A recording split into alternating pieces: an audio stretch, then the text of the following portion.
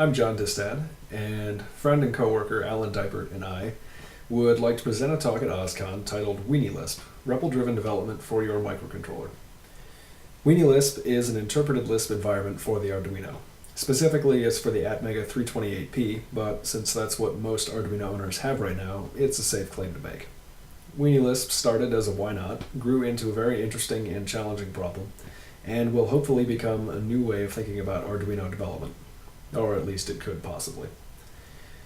We will talk about the evolution of Weenie Lisp during its development, the technical hurdles we had to overcome, primarily in memory usage optimizations, and how a REPL and the ability to load a program without flashing altered the Arduino programming experience, hopefully for the better.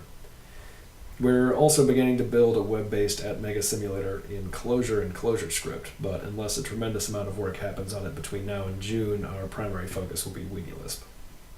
The subtopics we would like to cover are the simplicity of a cons-based Lisp, closures and dynamic scope, memory organization, essentially what we had to do to fit the Lisp environment into the 2 kilobytes of memory that the Atmega chip offers you, in addition to, of course, stack space and space needed for just data variables in the C program, and register access, providing an interface to the registers so that your Lisp programs will actually be able to interact with the outside world, since most or all I/O in the Arduino is register-based.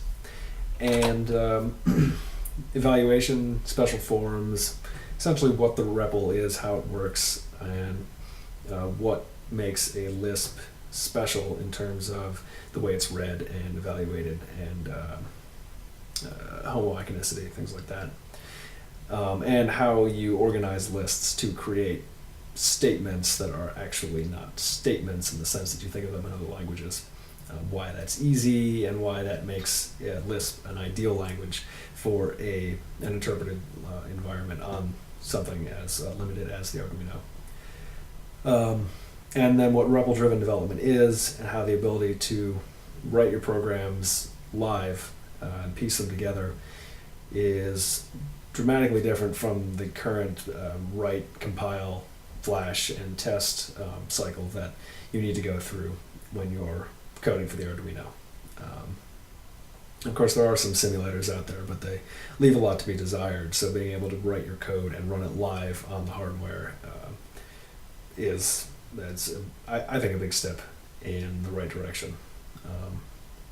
Certainly, it makes it easier for me to reason about programs that I'm writing. And hopefully it would do the same for you.